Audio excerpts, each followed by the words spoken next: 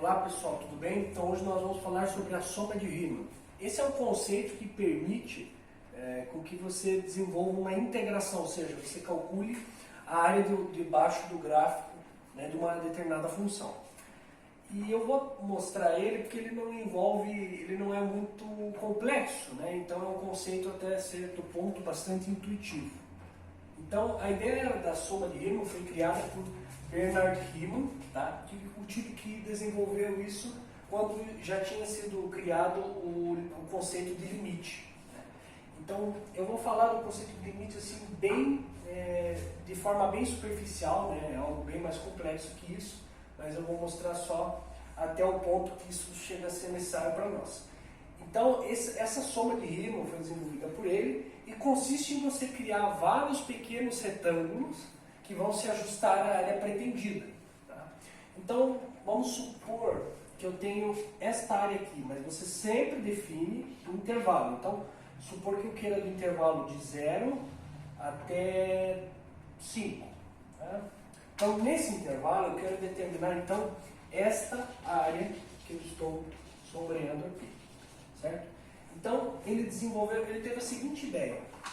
Veja só. E se a pessoa pegasse e fizesse algo mais ou menos assim, colocasse vários retângulos aqui, tá? Vários retângulos.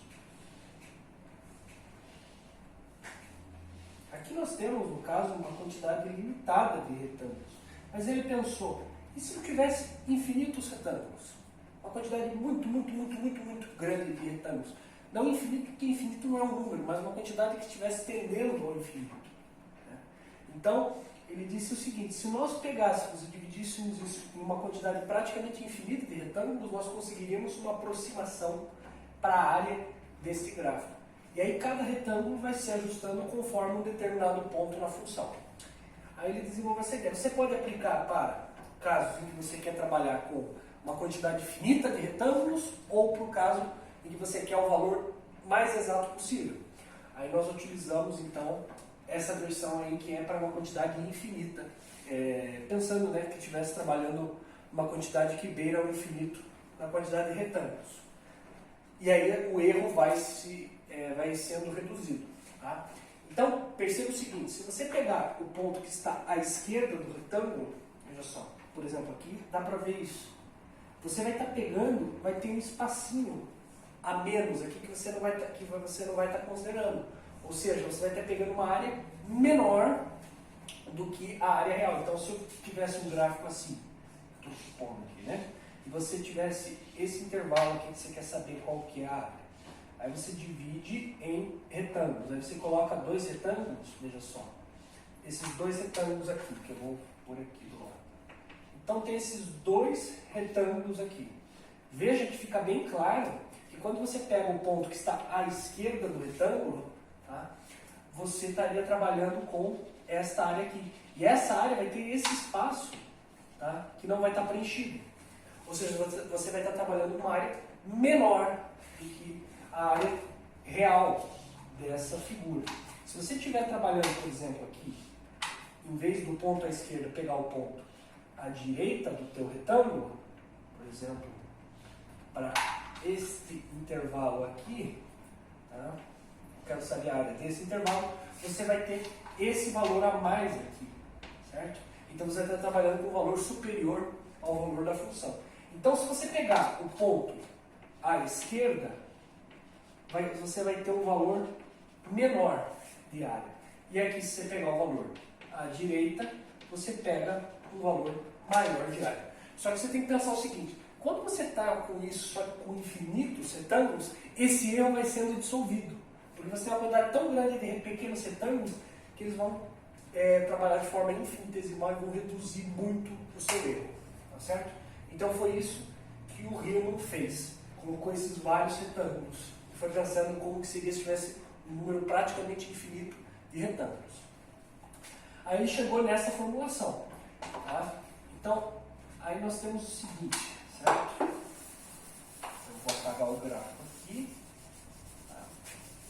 Então veja só, esse negócio do à esquerda ser menor e o à direita ser maior, vale se você estiver trabalhando com um número limitado de retângulos. Se você estiver tendendo ao infinito, aí você dissolve e esse erro não existe, vai dar um valor exato. Então, ele chegou a essa formulação.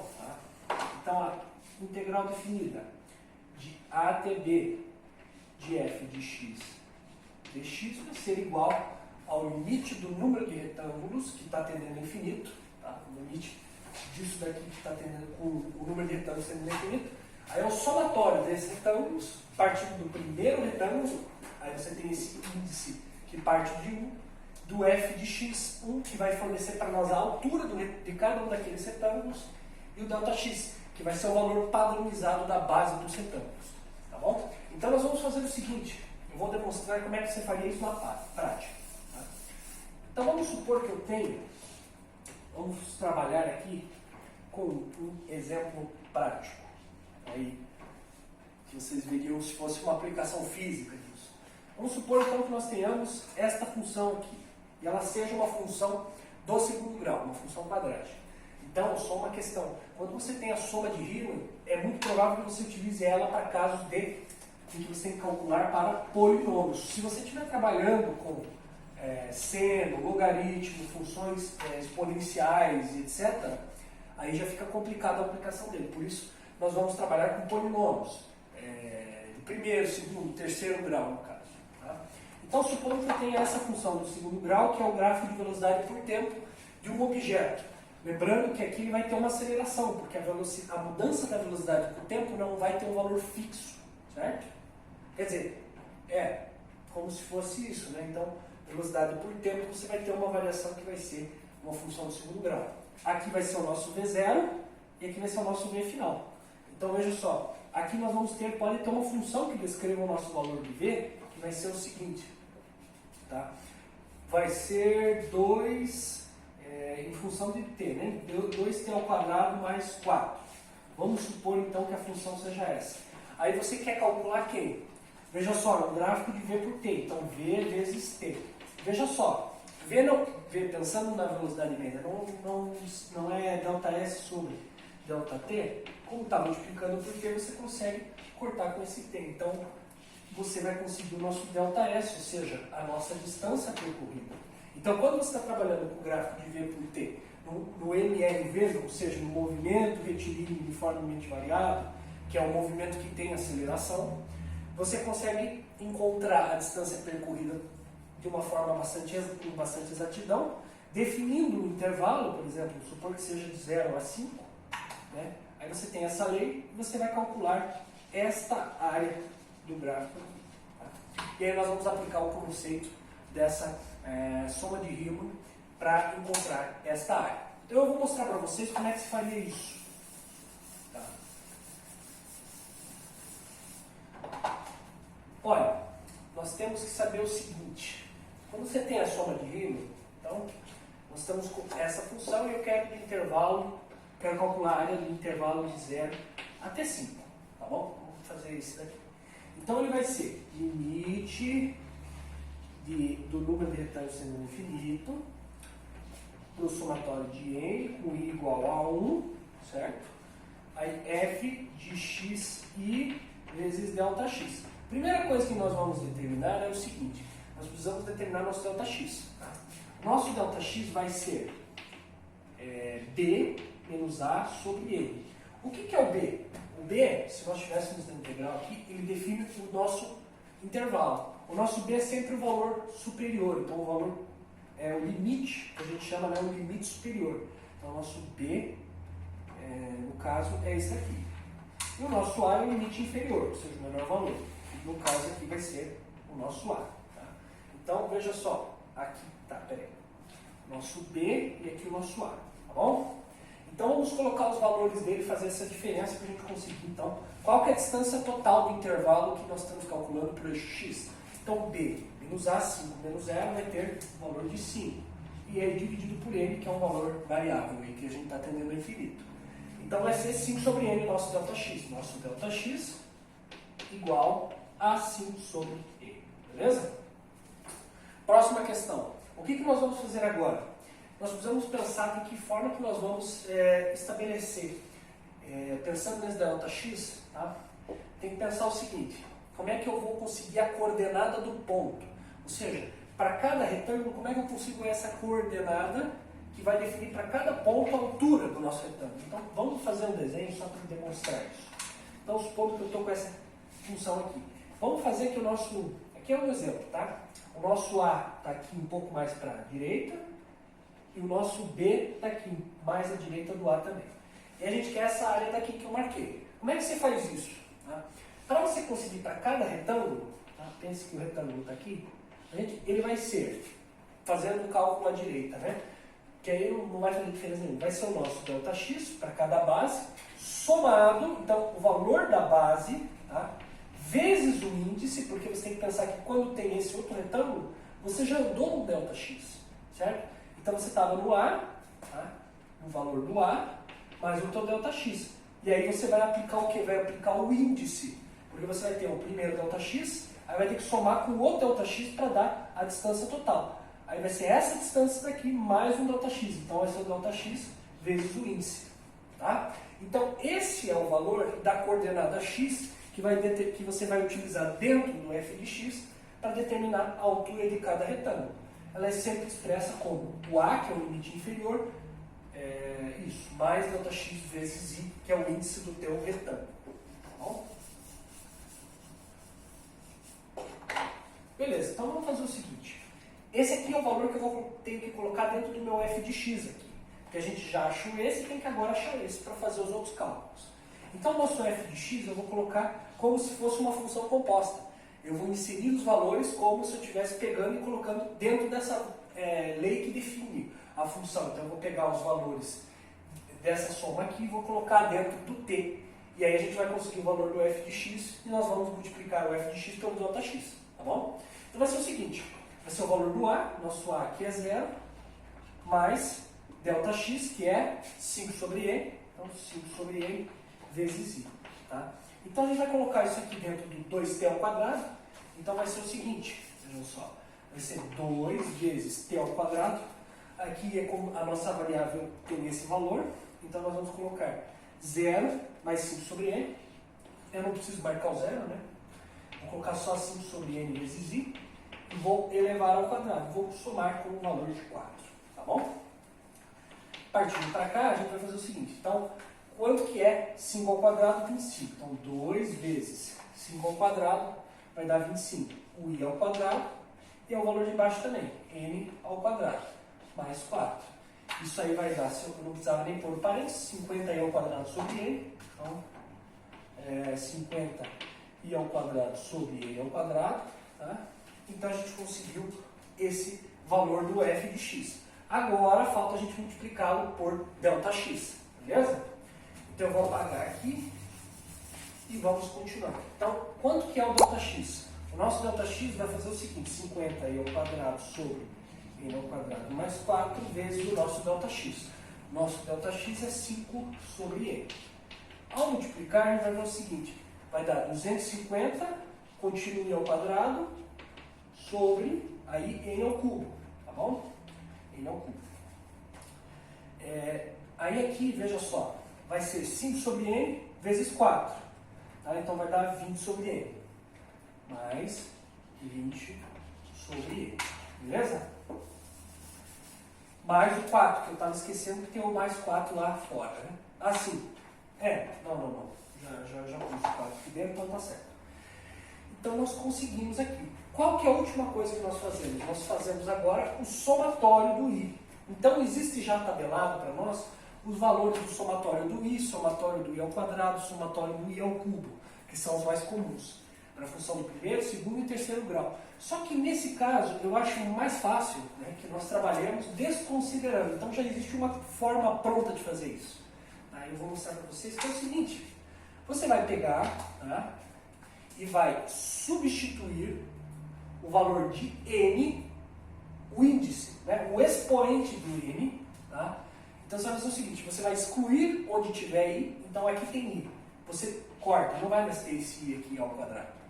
E aí, onde está embaixo, aqui está n ao cubo, você vai tirar o n e vai colocar no lugar do n ao cubo o valor do expoente do n. Então, nesse caso, como é n ao cubo, vai ser 250 sobre o expoente de n ao cubo. O expoente é 3, então coloco o 3 aqui. Mais 20 sobre n elevado a 1. Como é 20 sobre n elevado a 1, o expoente do n elevado a 1, que é simplesmente n, vai ser mais 20 sobre 1, que é 20. Né? Porque tudo dividido por 1, qualquer valor dividido por 1 é n mesmo. E aí, só para a gente deixar mais correto, a gente vai fazer aqui a questão da fração. Vai fundir os dois nessa mesma fração dividido por 3. Então, veja só, é só multiplicar. Né? A base aqui é 1. Qual que é o mínimo múltiplo comum entre eles? É 3. Né?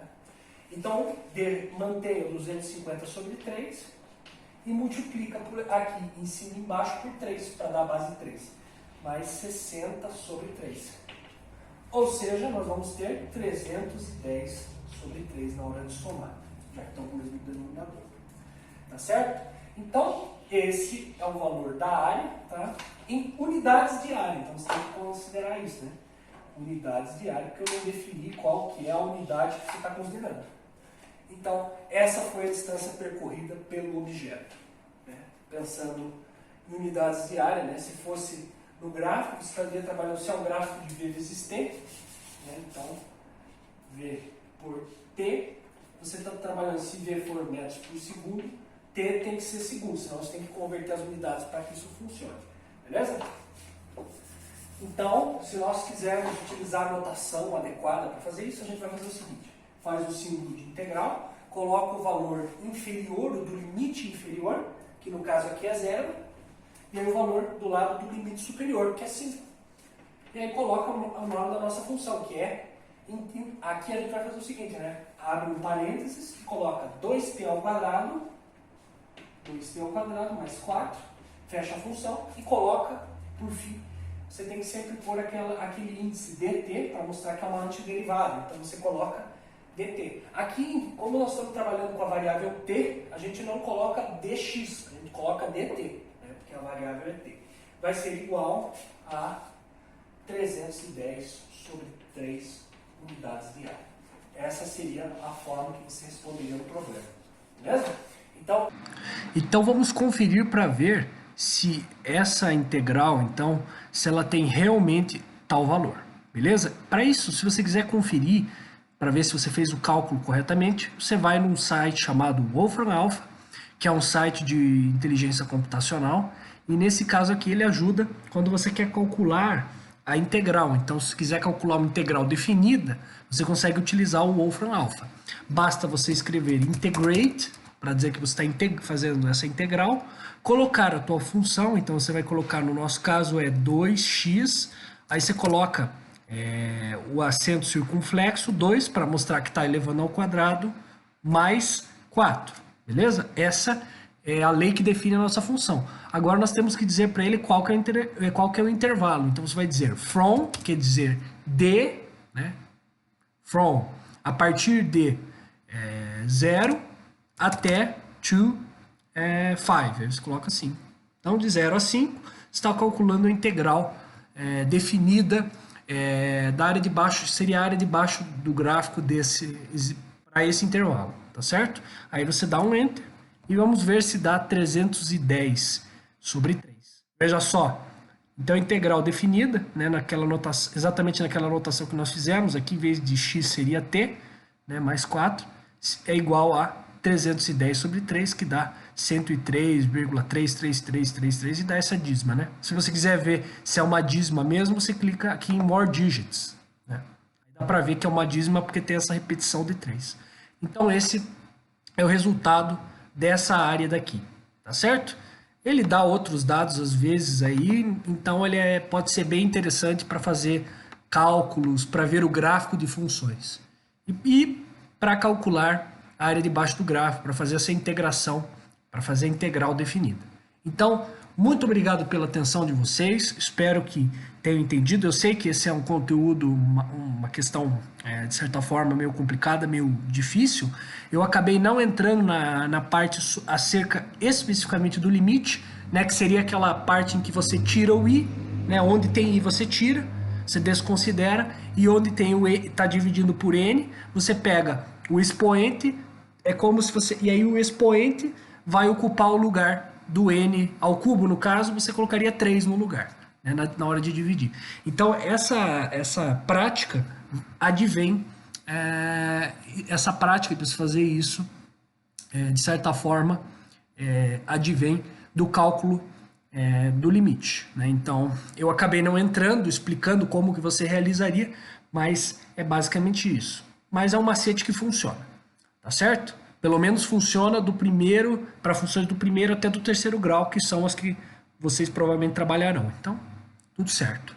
Tá certo? Então, muito obrigado para você, muito obrigado pela atenção de vocês, uma ótima semana a todos e espero que, apesar dos pesares, tenham entendido como é que se faz esse cálculo.